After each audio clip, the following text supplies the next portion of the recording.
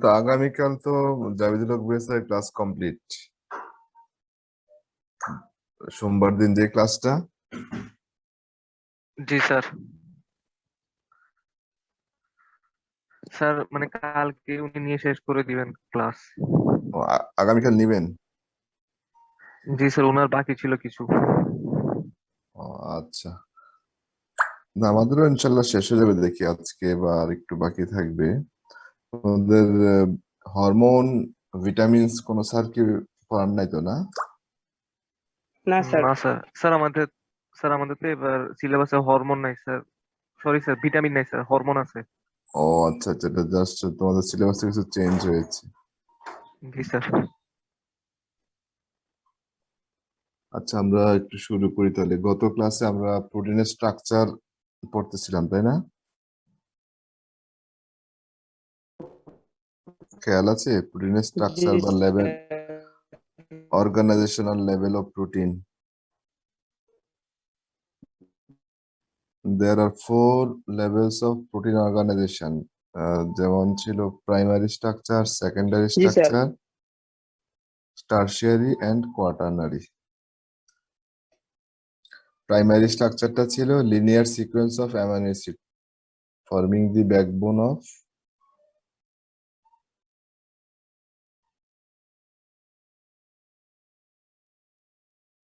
linear sequence of amino acid forming the backbone of protein.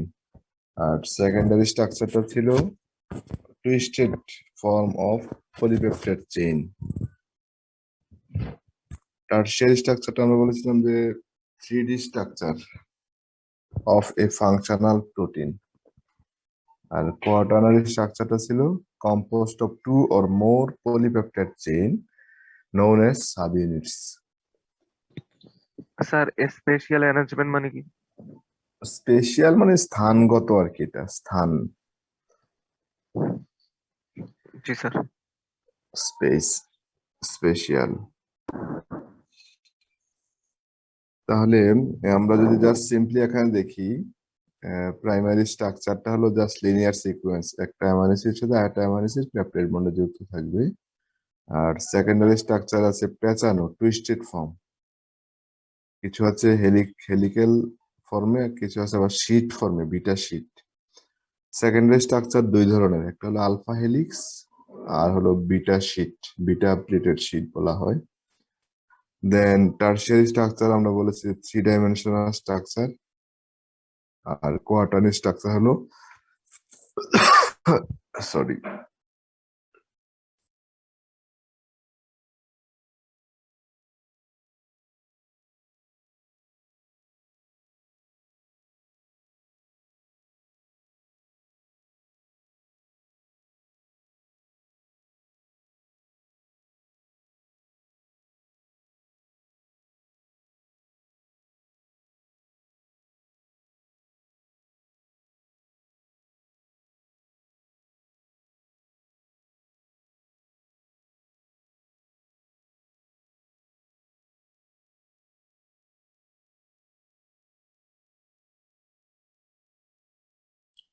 Sorry quaternary structure হলো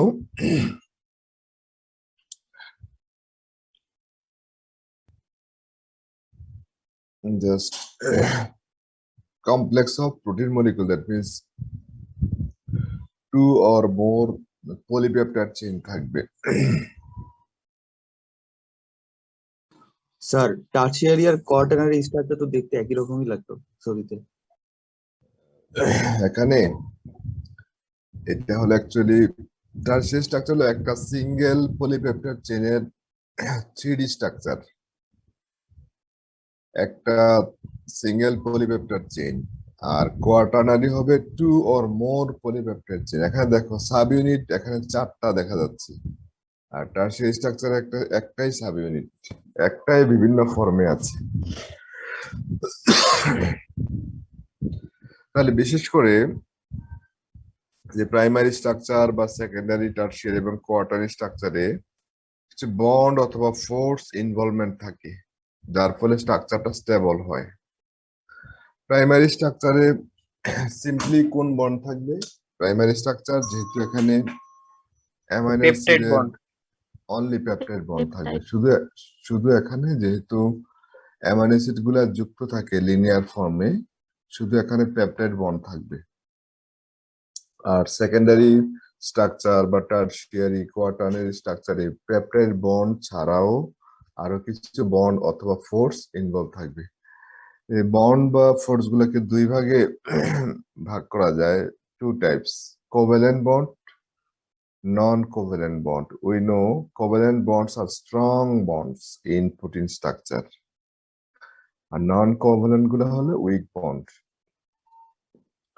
covalent বন্ডের মধ্যে থাকবে peptide bonds আর হলো disulphide bond. These two bonds are known as covalent bonds. They are strong bonds in protein structure. Non-covalent বন্ডের মধ্যে থাকবে hydrogen bond, ionic interaction by electrostatic bond, van der Waal interactions, আর একটা বলা হয় hydrophobic interaction. তো আমরা গত ক্লাসে বলেছিলাম যে ডাইসালফাইড বন্ড হয় কাদের মধ্যে?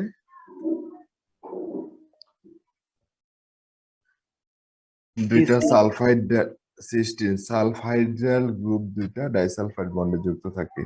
হাইড্রোজেন বন্ড হয় হাইড্রোজেন এবং অক্সিজেনের মধ্যে,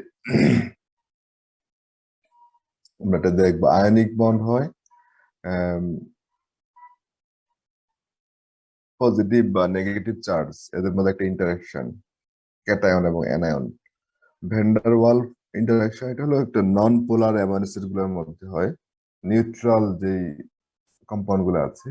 আর hydrophobic interaction non polar amino অ্যাসিডের সাইড চেইনের মধ্যে ইন্টারাকশন গুলো হলো হাইড্রোফোবিক ইন্টারাকশন। তাহলে মেইনলি হলো covalent bonds and non covalent bonds. কোভ্যালেন্টের মধ্যে আছে peptide bonds and disulphide bond. আমরা যদি জাস্ট প্রোটিনের স্ট্রাকচার, প্রাইমারি স্ট্রাকচারটা একটা, যেমন লাইসোজাইম একটা এনজাইম, লাইসোজাইম দ্যাট অ্যাটাক ব্যাকটেরিয়াকে অ্যাটাক করে, এবং একটা polypeptide chain which contain 129 amino acids. এই 129টা অ্যামাইনো অ্যাসিড দ্বারা লাইসোজাইমটা গঠিত, যেটা ব্যাকটেরিয়াকে অ্যাটাক করে। এবং এটা জাস্ট লিনিয়ার ফর্মে একটা অ্যামাইনো অ্যাসিড সাথে আরেকটা অ্যামাইনো অ্যাসিড যুক্ত থাকে বাই পেপটাইড বন্ড। এবং আমরা প্রথম দিকে হয়তো বলেছিলাম যে এন টার্মিনাল অ্যামাইনো অ্যাসিড অথবা সি টার্মিনাল বলেছিলাম, তাই না? Hello, N terminal amino acid হলো প্রথম অ্যামাইনো অ্যাসিডটা, একটা পলিপেপটাইড চেইনের প্রথম অ্যামাইনো অ্যাসিড যেখানে অ্যামাইনো গ্রুপটা ফ্রি থাকে। আর পলিপেপটাইড চেইনের লাস্ট অ্যামাইনো অ্যাসিড যেখানে কার্বক্সিল গ্রুপটা ফ্রি থাকবে সেটাকে বলা হয় C terminal amino acid. Sir আরেকবার বলেন। এন টার্মিনাল হলো বা অ্যামাইনো টার্মিনাল বা এন টার্মিনাস বলা হয়, সেটা হলো একটা পলিপেপটাইড চেইনের প্রথম অ্যামাইনো অ্যাসিড যেখানে অ্যামাইনো গ্রুপটা সবসময় ফ্রি থাকে। আমরা যদি স্ট্রাকচার দেখি,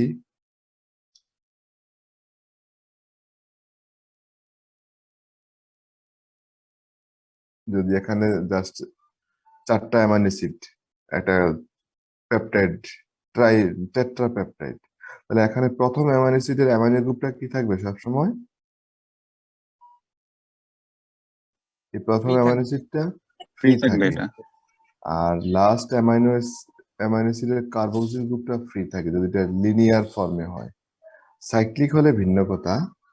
তাহলে এখানে এন টার্মিনালটা হলো প্রথম অ্যামাইনো অ্যাসিড একটা পেপটাইড চেইনের যেখানে অ্যামাইনো গ্রুপটা ফ্রি থাকে, সেটা হলো দ্যাট মিন্স প্রথম অ্যামাইনো অ্যাসিডটা হলো এন টার্মিনাল, আর শেষ অ্যামাইনো অ্যাসিডটা হবে সি টার্মিনাল বা কার্বক্সিল টার্মিনাল অ্যামাইনো অ্যাসিড। আচ্ছা স্যার।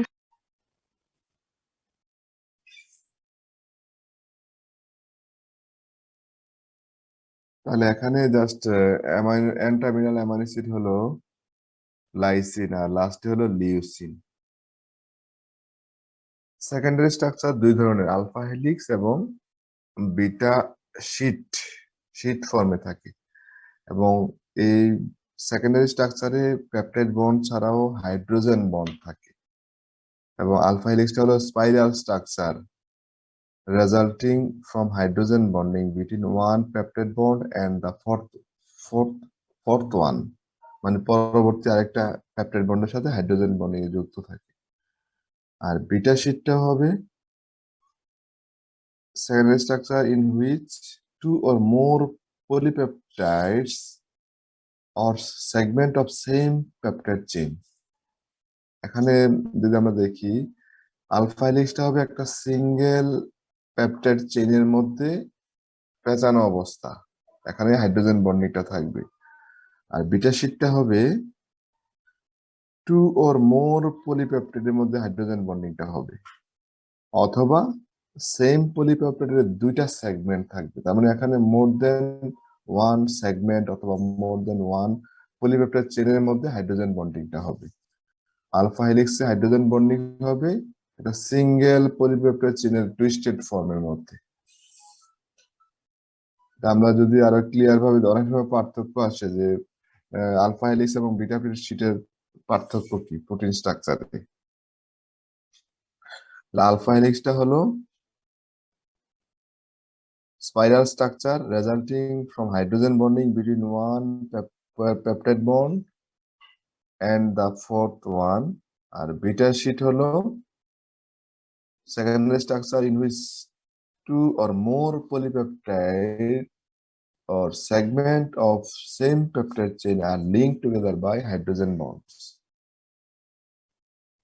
আমরা যদি জাস্ট আলফা হেলিক্সটা আবার দুই ধরনের হতে পারে, আমরা যদি হাতকে জাস্ট রাইট হ্যান্ডেড পেঁচানোর ধরন অনুযায়ী টুইস্টেড ফর্মের ধরন অনুযায়ী দুই ধরনের, একটা হলো alpha left handed alpha helix আর হলো রাইট হ্যান্ডেড আলফা হেলিক্স।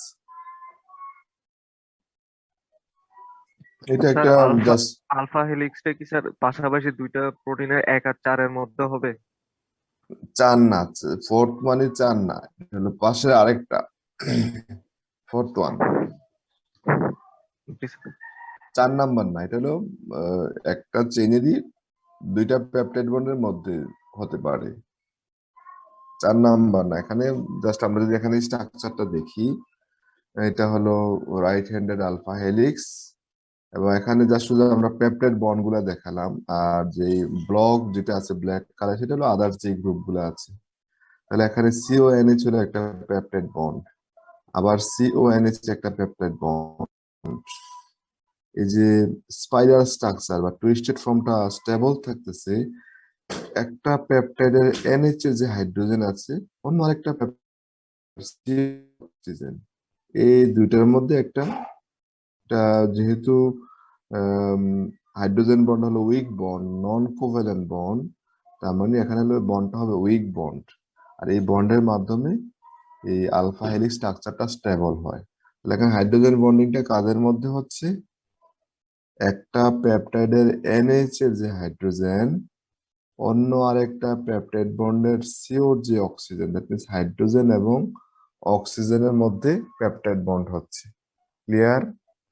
এইভাবে এই স্ট্রাকচারে প্রত্যেকটা পেপটাইড বন্ড হাইড্রোজেন বন্ডিং এ ইনভলভ থাকবে except first and last one. প্রথম পেপটাইড বন্ড এবং লাস্ট পেপটাইড বন্ড ছাড়া প্রত্যেকটা পেপটাইড বন্ড হাইড্রোজেন বন্ডিং এ একে অপরের সাথে যুক্ত থাকবে, এটা হলো একটা বৈশিষ্ট্য। স্যার তারপরে আরেকবার আর বলেন না। এটা ফিচার্স, অনেক সময় আছে যে features, salient features of alpha helix, কি কি বৈশিষ্ট্য এখানে, যেমন ফার্স্ট ওয়ান হলো স্ট্রাকচার, তাই না, tightly pack coil structure with amino acid side chain extending outward from the central axis. আর এই স্ট্রাকচারটা stabilized by hydrogen bonding between hydrogen atom of peptide nitrogen and oxygen atom of peptide carbon.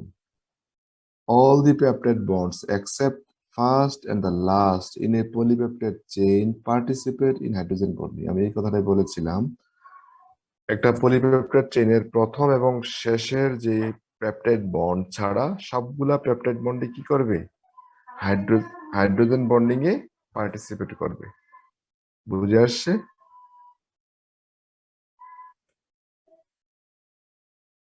G sir. হ্যাঁ, তারপরে যদি আমরা বলি যে একটা pitch each turn of alpha helix, একটা পেজ একটা ফাঁস যদি আমরা বলি, ফাঁসটা কতটুক?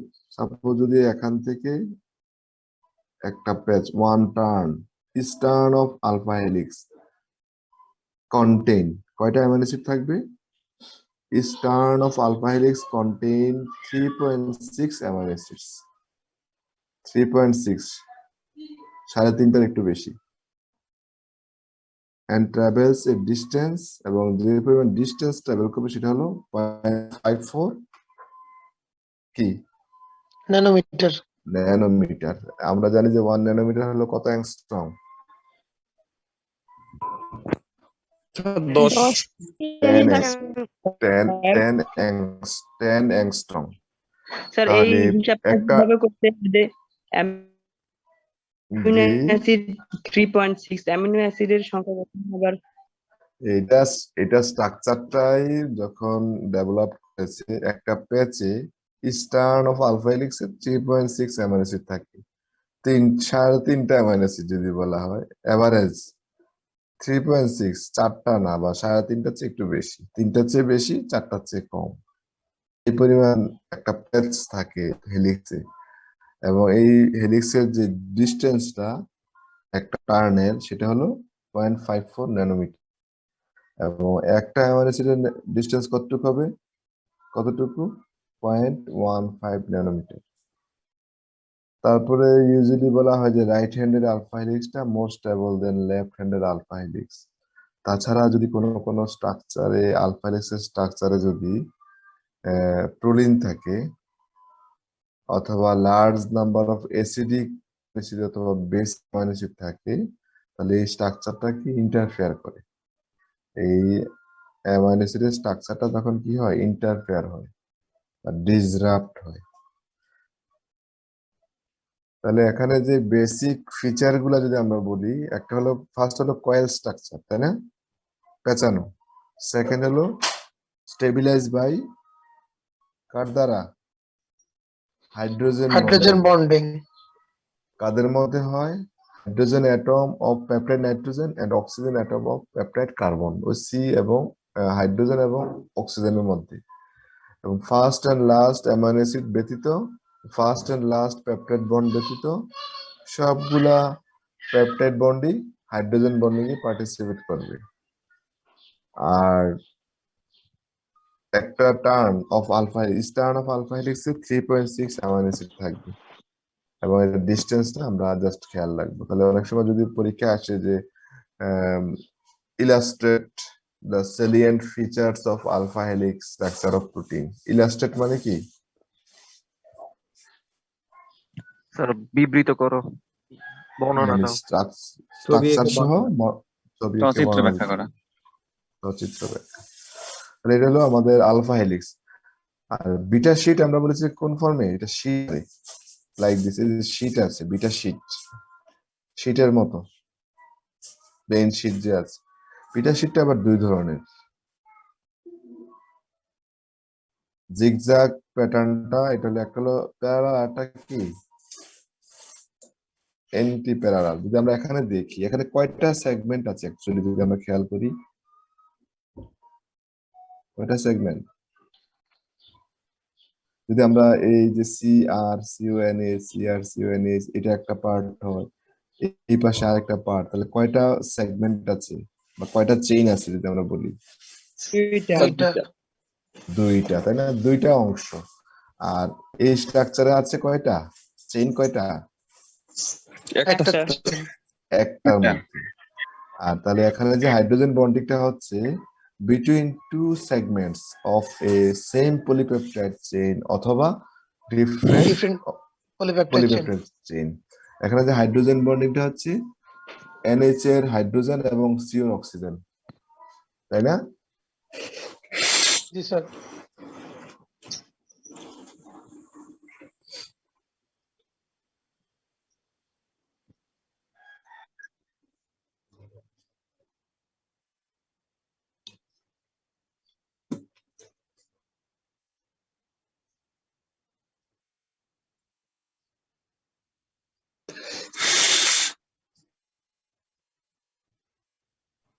স্যার প্রাইমারি বন্ডের স্যার লাস্টের পয়েন্টটা স্যার একটু বললে ভালো হতো স্যার।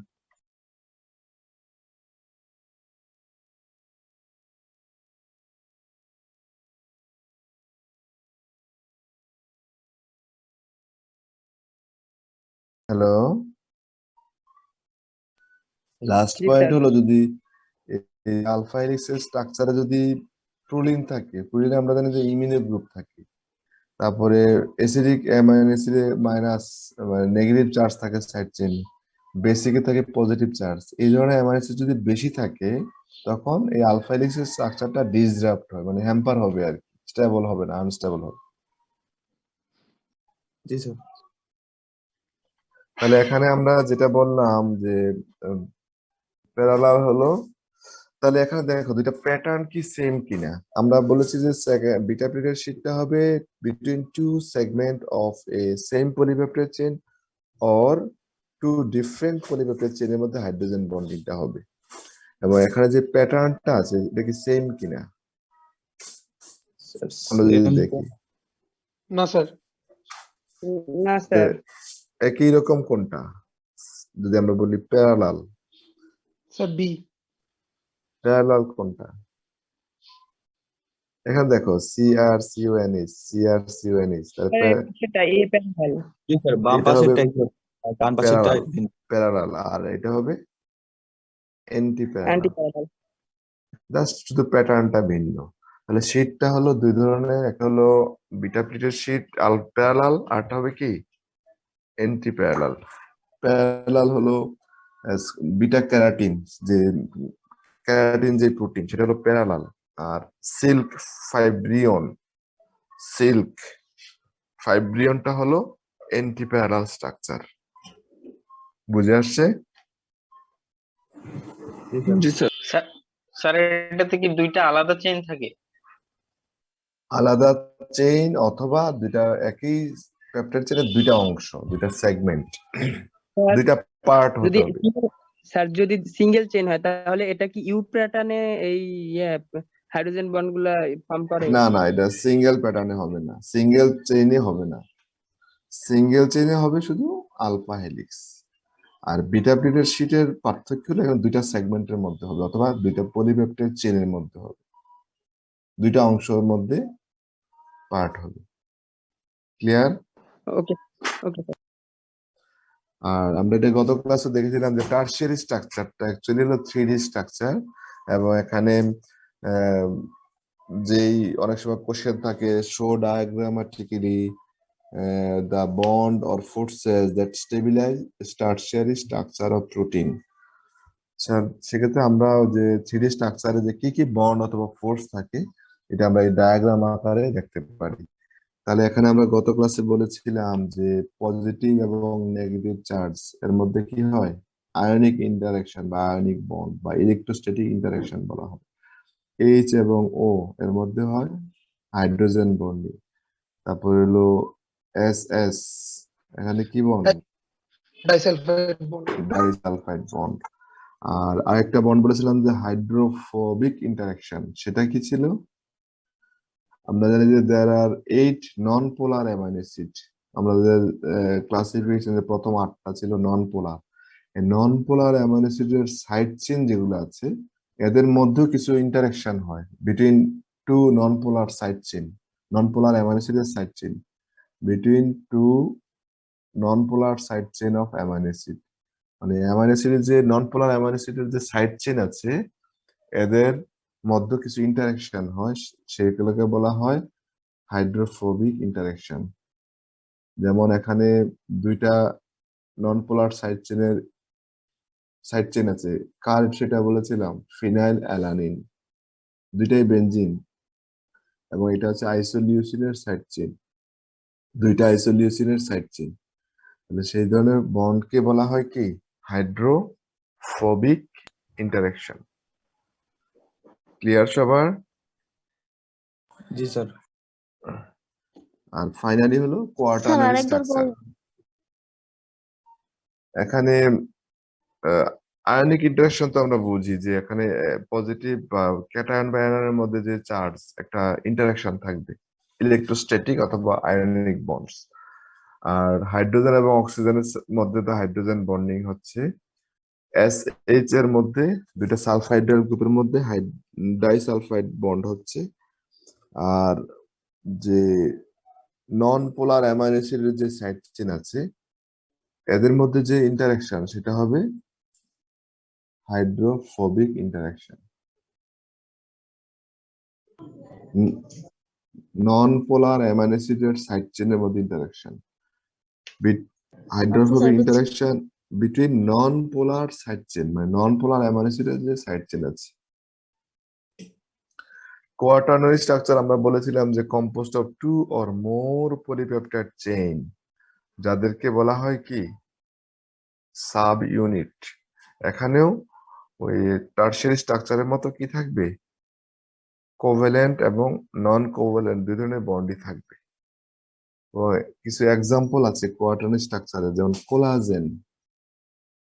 কোলাজেনটা হলো আমরা জানি ফাইব্রাস প্রোটিন, ইট কন্টেন 3 পলিপেপটাইড চেইন।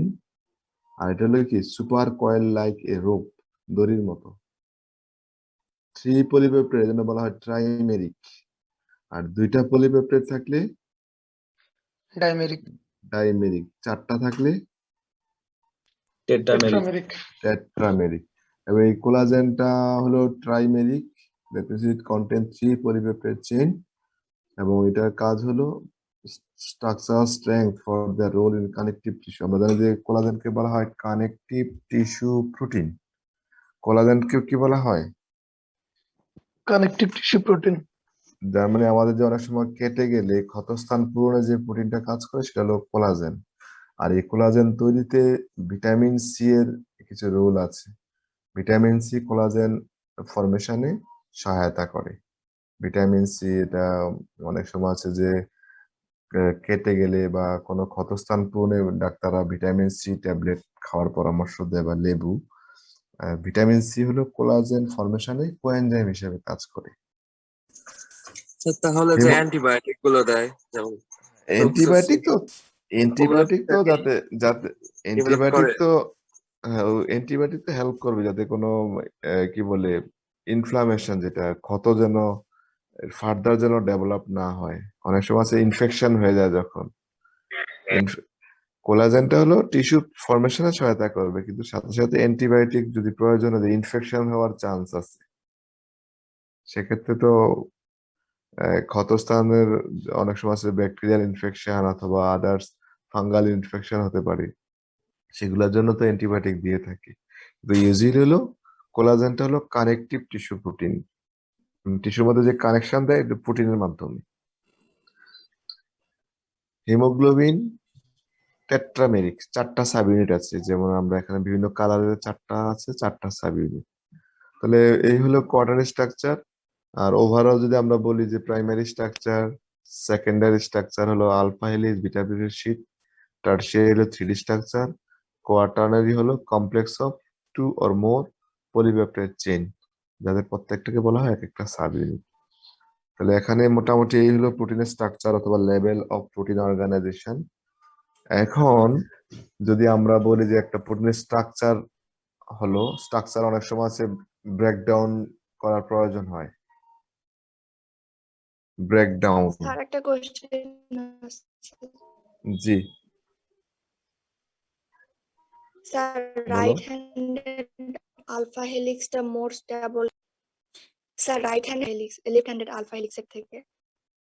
এটা রাইট হ্যান্ডেডটা ইউজুয়ালি বলা হয় যে মোর স্টেবল। এটা অ্যাকচুয়ালি কারণ আমারও জানা নেই। রাইট হ্যান্ডেডটা ইউজুয়ালি বলা হয় যে মোর স্টেবল দেন লেফট হ্যান্ডেড আলফা হেলিক্স। আচ্ছা, এখন আমরা বলবো যে ডিন্যাচারেশন অফ প্রোটিন একটা টার্ম আছে। এটা আমরা কি এই টার্ম জানি? ডিন্যাচারেশন মানে কি? ভাঙা। ন্যাচারাল স্ট্রাকচারকে ব্রেকডাউন করার যে প্রসেস। একটা ন্যাচারাল স্ট্রাকচার আছে, এই ন্যাচারাল স্ট্রাকচারকে ব্রেকডাউন করার যে প্রসেস সেটা হলো ডিন্যাচারেশন। তাহলে একটা প্রোটিনের স্ট্রাকচার তৈরি হলো, এটাকে ব্রেকডাউন করা, এটা হতে পারে কোনো কেমিক্যাল এজেন্ট দ্বারা, হতে পারে কোনো ফিজিক্যাল এজেন্ট, ব্রেকডাউন করে। যেমন যদি আমাদের ডিমের স্ট্রাকচার দেখি, ডিম যে ন্যাচারাল স্ট্রাকচার, ডিম ভাঙলে কি হয়, একটা ক্লিয়ার পার্ট আছে আর একটা হলো ইয়েলো পার্ট আছে, তাই না? একটা স্বচ্ছ এবং সেমি সলিড এবং এই ধরনের একটা পার্ট। আবার এটাকে যখন বয়েল করা হয় অথবা অমলেট, তেলে যখন অমলেট করা হয় তখন কি হয়ে যায়, আবার স্ট্রাকচার কি একই রকম থাকে না চেঞ্জ হয়? সাদা হয়ে চেঞ্জ যায়। হয়। ঠান্ডা হয়, শক্ত হয়ে যায়। তার মানে ন্যাচারাল স্ট্রাকচারটা তখন ডিসরাপ্ট হয়ে যায় বা ডিসঅর্গানাইজড হয়ে যায়। ওই যে বন্ডগুলা আছে, কোভ্যালেন্ট, নন কোভ্যালেন্ট বন্ড, এই বন্ডগুলো আবার কি হয়ে যায়, এগুলা ভেঙে যায়। তখন ওই সেকেন্ডারি স্ট্রাকচার অথবা টারশিয়ারি বা কোয়াটারনারি স্ট্রাকচার বন্ডগুলা ভেঙে যায়। তার মানে শুধু প্রাইমারি স্ট্রাকচারটা ইনটেক্ট থাকবে, ইউজুয়ালি বলা হয়। তার মানে এখানে হলো একটা নেটিভ স্ট্রাকচারকে ভাঙার যে প্রসেস অথবা ডিসঅর্গানাইজ করার যে প্রসেস, সেটাই হলো ডিনেচারেশন। ডিনেচারেশন অফ প্রোটিন হতে পারে, ডিনেচারেশন অফ ডিএনএ হতে পারে। আমাদের হাতে নিউক্লিক অ্যাসিডে পড়েছো, ডিনেচারেশন অফ ডিএনএ পড়েছো না? জি স্যার। মানে নেটিভ স্ট্রাকচারটাকে ডিসঅর্গানাইজ করার যে প্রসেস, সেটা হলো ডিনেচারেশন। আর এই ডিনেচারেশনের ফলে কিছু এজেন্ট ব্যবহৃত হয় ডিনেচারেশনের জন্য, physical agent, chemical agent. Physical এজেন্টে আবার আছে কি, হিট দিলে, যেমন ডিমের যদি আমরা বয়েল করি, হিট দেই, violent shaking, x-ray, ultra violet radiation. কেমিক্যালের মধ্যে আছে acid, alkali, organic solvent, ether, alcohols, salts of heavy metals, urea, beta mercaptoethanol এবং salicylic acid, salicylate. These are the agents for denaturation. আরেকটা term আছে renaturation of protein যদি আমরা বলি, অথবা renaturation of others compound. Renaturation কি হবে? Original স্ট্রাকচারটা রিস্টোর করা। অরিজিনাল স্ট্রাকচারটা আবার রিজেনারেট করা। এবং ডিম থেকে কি সম্ভব, ডিম আমরা আগে সিদ্ধ করলাম, পরে ঠান্ডা করলাম, তখন কি ডিমের আগে স্ট্রাকচার আসবে? না স্যার। আসে না তো স্যার। আসে না। তাহলে ইউজুয়ালি ইরিভার্সিবল। ডিনেচারেশনটা হলো ইউজুয়ালি ইরিভার্সিবল, আগের অবস্থায় ফিরে আসবে না, বাট সামটাইমস রিভার্সিবল। এটা কিছু কিছু সময় আবার আনা যায়, কিছু কিছু এনজাইমের ক্ষেত্রে যদি আমরা দেখি। তার মানে এখানে হলো the process by which original structure of protein can be regenerated upon removal of denaturing agents and restoration of conditions favoring the native state. তার মানে এখানে ডিনেচারিং এজেন্ট গুলো যদি রিমুভ করা যায়, প্রোটিন যদি আবার আগের স্ট্রাকচারে ফিরে আসে, সেটাই হলো রিনেচারেশন। তাহলে ডিম সম্ভব না। বাট এখানে যদি আমরা দেখি রাইবো নিউক্লিয়াস, একটা এনজাইম, রাইবো নিউক্লিয়াস আয়রনের উপর কাজ করে, আয়রনকে ভাঙে। এটা যদি আমরা ইউরিয়া এবং মার্কেপটোইথানল অ্যাড করি, ডিনেচারিং এজেন্ট, তখন দেখো এখানে আছে যে বন্ডগুলো আছে, যেমন 72 to 65, 58, 110, 95, 40 নম্বর অ্যামাইনো অ্যাসিডের সাথে, 84 বা 26 নম্বর অ্যামাইনো অ্যাসিডের সাথে এখানে অ্যাকচুয়ালি কি আছে, বন্ড আছে টারশিয়ারি স্ট্রাকচারে। এবং ইউরিয়া এবং মার্কেপটোইথানল দিলে কি হয়ে যাচ্ছে, নেটিভ স্ট্রাকচারটা ডিনেচার্ড হয়ে যাচ্ছে। এই স্ট্রাকচার গুলা যে আছে, বন্ড গুলা আছে, এই বন্ড গুলা কি হয়ে গেল, ভেঙে গেল, ডিনেচার্ড হয়ে গেল, ডিসঅর্গানাইজড হলো। তাহলে কি গ্রুপ আলাদা হলো, ইয়েলো শেডে এসএস গ্রুপ মানে কি, ক্যাপ্টা গ্রুপ। সালফাইড্রাল গ্রুপ। তাহলে এখানে সালফাইড্রাল গ্রুপ কয়টা হলো, কয়টা আছে, 7টা। কয়টা, 8টা স্যার। 8টা। তাহলে এখানে বন্ড আছে কয়টা, এই বন্ড আছে কয়টা এখানে, 4টা। 4টা। 4টা। তাহলে এই 4টা বন্ড তাহলে কি বন্ড ছিল, ডাইসালফাইড বন্ড। Disulfide bond. তাহলে ইউরিয়া এবং মার্কেপটোইথানল ডিনেচারিং এজেন্ট অ্যাড করার ফলে এই যে, যা সেটা একটা বোঝানোর জন্য যে এই ডাইসালফাইড বন্ড গুলা ভেঙে গেল, প্রোটিনের স্ট্রাকচারটা আবার কি হয়ে গেল, ডিসঅর্গানাইজড হয়ে গেল, শুধু এখানে প্রাইমারি স্ট্রাকচারটা ইনটেক আছে যদি আমরা এখন বলি। তাহলে আবার রিমুভাল অফ ইউরিয়া, যদি সলিউশন থেকে ইউরিয়া এবং মার্কিওপিথানলকে রিমুভ করা যায়, তখন আবার কি হয়ে যাচ্ছে, এই রাইবোনিউক্লিয়াস রিগেইন ইটস নেটিভ স্ট্রাকচার, আবার এই ডাইসালফাইড বন্ডগুলো আবার তৈরি হচ্ছে। তাহলে এই প্রসেসটা হবে কি, রিজেনারেশন। রিনেচারেশন। নেচারেশন। রিনেচারেশন ক্লিয়ার সবার? এটা হলো usually irreversible but sometime reversible, ডিনেচারেশনটা। তাহলে কিছু বৈশিষ্ট্য আছে ডিনেচারেশনের। helical structure of protein is lost, primary structure of protein with peptide linkage remain intact, protein loses its biological activity, denatured protein become insoluble in solvent which it was originally soluble. তার মানে আমরা জানি যে ডিমের যে সাদা অংশ অ্যালবুমিনটা ওয়াটারে soluble হবে, কিন্তু যখন অমলেট স্যার বা আগে যে প্রসেসটা পড়েছেন এটা কি আসবে পরীক্ষায়, মানে বিস্তারিত স্যার এটা? ডিনেচারেশন কাকে বলে বা বিশেষ করে রিনেচারেশন কাকে বলে, কিছু ফিচার্স বৈশিষ্ট্যগুলো আসতে পারে। জি স্যার। তাহলে এখন denatured protein become insoluble in which it was originally soluble, যেমন ডিমের যে অ্যালবুমিন ইউজুয়ালি ওয়াটারে সলিউবল, কিন্তু যখন সিদ্ধ করা হয় অথবা অমলেট তৈরি করা হয় তখন কি এটা সলিউবল হবে? না স্যার। ইনসলিউবল হবে। তারপর viscosity of denatured protein increases, surface tension decreases. আরেকটা আছে যে সহজে হজমযোগ্য, denatured protein is more easily digested. যেমন কাঁচা ডিম যদি আমরা খাই সহজে কি হজম হবে? না।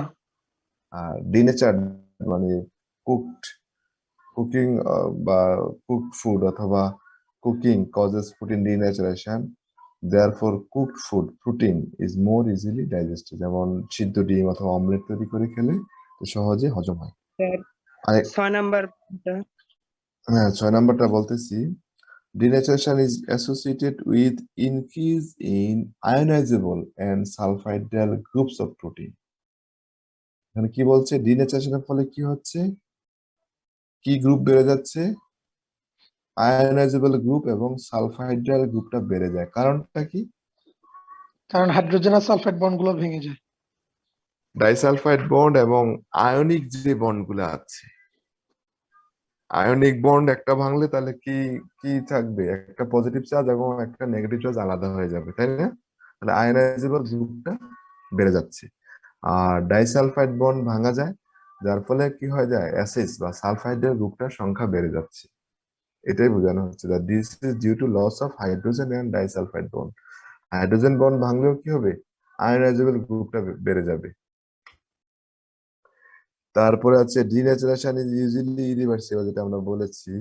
For instance omelette can be prepared from an egg but the reversal is not possible, আমরা বলেছি। কেয়ারফুল ডিনেচারেশন ইজ সামটাইমস কি রিভার্সিবল, যাকে বলা হয় রিনেচারেশন। হিমোগ্লোবিন আমরা এর আগে এক্সাম্পল দিয়েছি হলো রাইবোনিউক্লিয়েজ, আবার হিমোগ্লোবিনকেও যদি স্যালিসাইলিক অ্যাসিড দ্বারা ডিনেচার্ড করা হয় আর স্যালিসাইলিক অ্যাসিড যদি রিমুভ করা যায় সলিউশন থেকে, তখন আবার হিমোগ্লোবিনটা আবার রিনেচার্ড হয়। তাহলে sometimes reversible but usually it is irreversible. Denatured protein cannot be crystallised, এটাকে ক্রিস্টাল ফর্মে আনা যায় না। তো এগুলো হলো ফিচার্স। অনেক সময় তার মানে এখানে যদি আমরা বলি মোড অফ অ্যাকশনটা কি, ডিনেচারিং এজেন্টের কাজটা কি, এখানে একটা যদি মোড অফ অ্যাকশন বলি, স্ট্রাকচার ব্রেকডাউন করা প্রোটিনের। তাহলে এখানে যে আয়োনাইজেবল গ্রুপ অথবা সালফাইডের গ্রুপ আছে এগুলো কি হয়ে যায়, ভেঙে যায়। বেড়ে যায়। ভেঙে যায়, তার গ্রুপের সংখ্যাগুলো বেড়ে যাবে, সালফাইডের গ্রুপ এবং আয়োনাইজেবল গ্রুপটা বেড়ে যাবে। then this is all about the protein denaturation. Sir sir জি। আমরা স্যার ডিন্যাচারেশনের জন্য স্যার আমরা একটা উদাহরণ দিলেন স্যার যে ডিম ইয়া করলে যে মানে বৈশিষ্ট্য পরিবর্তন হয়, এরকম করে স্যার আমরা রিডিনেচারেশনের কোনো উদাহরণ দিতে পারবো না যে প্রকৃতি আমরা দেখতে পারি এরকম? প্রকৃতিতে ওরকম তো আসলে ওরকম কি আছে? উদাহরণটা হলো যে সলিউশনে, সেক্ষেত্রে আবার সলিউশন লাগবে। যেমন আমরা এখানে রাইবোনিউক্লিক এনজাইম, আবার হিমোগ্লোবিনটা হলো কিসে স্যালিসাইলিক অ্যাসিড দিলে হচ্ছে। ন্যাচারাল এক্সাম্পল এরকম কি আছে? জানা নাই। ন্যাচারালি যে প্রোটিন ভেঙে গেল আবার নিজে আগের অবস্থায় ফিরে আসলো।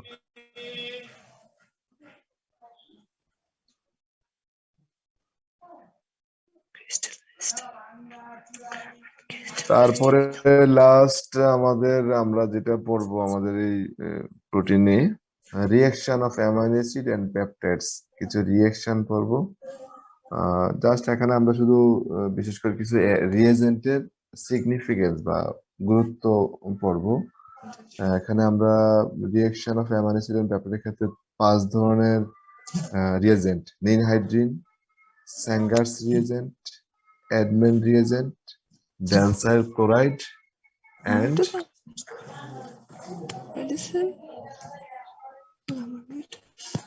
ID 143 মিউট করে নাও।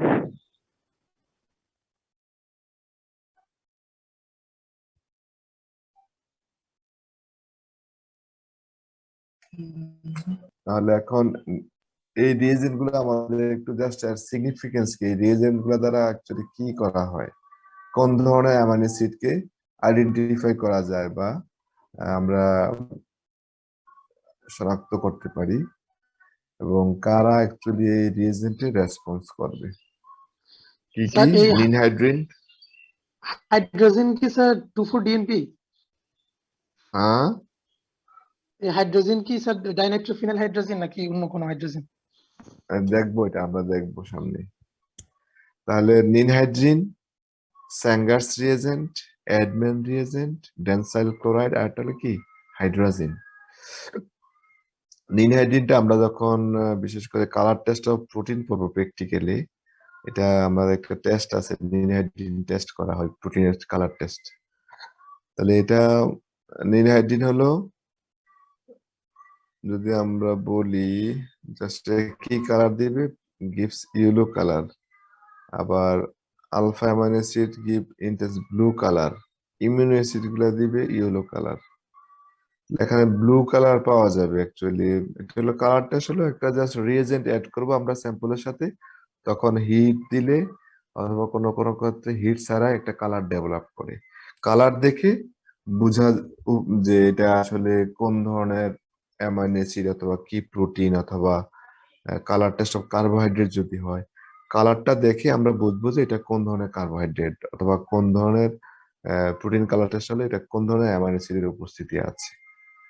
যেমন যদি ব্লু কালার হয় নিনহাইড্রিন রিএজেন্ট দেওয়ার ফলে, তখন আমরা বুঝবো যে এটা আলফা অ্যামাইনো অ্যাসিডস। আর যদি ইয়েলো কালার হয়, বোঝা যাচ্ছে যে এখানে প্রোটিন আছে।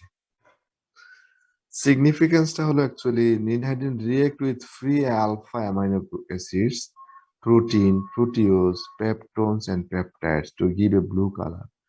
নিনহাইড্রিন রিএজেন্টটা অ্যামাইনো অ্যাসিডের সাথে, প্রোটিনের সাথে, প্রোটিউজ, পেপটোন এবং পেপটাইডের সাথে রিএজেন্টটা রিয়েক্ট করে ব্লু কালার দেয়। আর এটা ইউজ করা হয় কেন? This reagent can be used for qualitative analysis of this compound, এই যে প্রোটিন, প্রোটিউজ, পেপটোনস, পেপটাইডের কোয়ালিটেটিভ অ্যানালাইসিস। তাহলে there are two terms, qualitative analysis and quantitative analysis. What is the difference between qualitative analysis and quantitative analysis? কারো জানা আছে? Sir quality হচ্ছে sir গুণগত, আর quantity পরিমাণ। তার মানে এখানে আমরা কোয়ালিটেটিভ অ্যানালাইসিসে শুধু উপস্থিতি জানতে পারবো যে অ্যাকচুয়ালি এখানে কি উপস্থিত আছে, কিন্তু পরিমাণ জানা যাবে না। এখানে কি অ্যামাইনো অ্যাসিড আছে, অথবা কোন কার্বোহাইড্রেট আছে, অথবা কোন প্রোটিন আছে, এটা উপস্থিতি জানা যাবে, কিন্তু কোনো পরিমাণ জানা যাবে না, কি পরিমাণ আছে, কত কনসেন্ট্রেশন আছে এটা জানা যাবে না। আর linear reagent can detect even 1 microgram of amino acid। যদি কোনো একটা স্যাম্পলে খুব কম পরিমাণেও অ্যামাইনো অ্যাসিড থাকে, যদি 1 মাইক্রোগ্রাম লেভেলে হয়, সেটা কি করা যাবে? এই নিনহাইড্রিন রিয়েজেন্টের মাধ্যমে ডিটেক্ট করা যাবে। তার মানে এটার কাজ হলো একটা কোয়ালিটেটিভ অ্যানালাইসিস অফ প্রোটিনের ব্যবহৃত হয়, আর একটা হলো যদি কোনো স্যাম্পলে 1 মাইক্রোগ্রাম লেভেলও অ্যামাইনো অ্যাসিড থাকে, সেটা ইউজ করা যাবে। নিনহাইড্রিন রিয়েজেন্টের মাধ্যমে এটা ডিটেক্ট করা যাবে। ক্লিয়ার? জি স্যার। আমরা এটা ডিটেলস রিয়েকশনে যাব না। রিয়েকশন, লিনিয়ার রিয়েজেন্ট আলফা অ্যামাইনো অ্যাসিডের সাথে রিয়েকশন করে ফাইনালি ব্লু কালার দিবে, এটা কালার কমপ্লেক্স তৈরি করবে। স্যাঙ্গারস রিয়েজেন্ট সেকেন্ড, একটা স্যার হলো রিঅ্যাকশন গুলো কি করতে হবে? না, রিয়েকশন দরকার নাই, শুধু সিগনিফিকেন্সটা দেখবা যে অ্যাকচুয়ালি এটা কেন ব্যবহার করা হয়। তোমাদের পরবর্তী ক্লাস আছে না?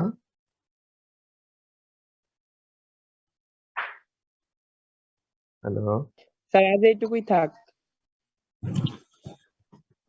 আর পরে ক্লাস আছে না?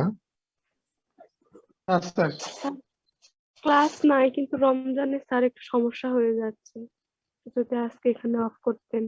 আচ্ছা আচ্ছা, তাহলে আমরা আজকে এখানে শেষ করছি। সামনে ক্লাসে ইনশাল্লাহ হয়তো আমাদের প্রোটিন প্লাস হরমোনের কিছু অংশ হয়তো আমরা শেষ করে দেব। সামনের ক্লাস, দ্যাট মিনস আগামীকাল কি তোমাদের স্যার ক্লাস নেবেন? জাবিদুল হক ভাই স্যার, কথা বলতে হবে স্যার। যদি একটু স্যার মানে একটা ক্লাসে কনফ্লিক্ট, যদি মানে স্যার ক্লাস হয়ে যাচ্ছে তো। আমাকে বলেছিলেন যে শেষ হয়ে গেছে। স্যার কথা ও না বলতে না না, যদি শেষ হয় না না ওটা, স্যার। না ওইটা মনে হয় ফিশারিজ শেষ করেছেন। যদি সম্ভব হয় এই সপ্তাহে কি আরেকদিন ক্লাস করা যাবে? স্যার আমি স্যার ফোন করে জানাবো না স্যার যে ক্লাস করা ওকে, লাগবে হ্যাঁ স্যার। তাছাড়া স্যার মানে পরবর্তীতে আবার স্যার আরো সমস্যা হবে। হ্যাঁ হ্যাঁ, যদি বুধবার দিন অথবা সোমবারে ক্লাস করা যায়, আগামীকাল তো সোমবার, তাহলে আমাকে একটু কালকে ইনফর্ম স্যার করো। এখন দেখা যাক স্যার, আমি জানাবো না স্যার। হ্যাঁ, আমাকে জাস্ট ইনফর্ম করো। ওকে, ভালো থেকো সবাই। আসসালামু আলাইকুম স্যার। সালাম। আসসালামু আলাইকুম স্যার। আসসালামু আলাইকুম স্যার। ওয়ালাইকুম আসসালাম।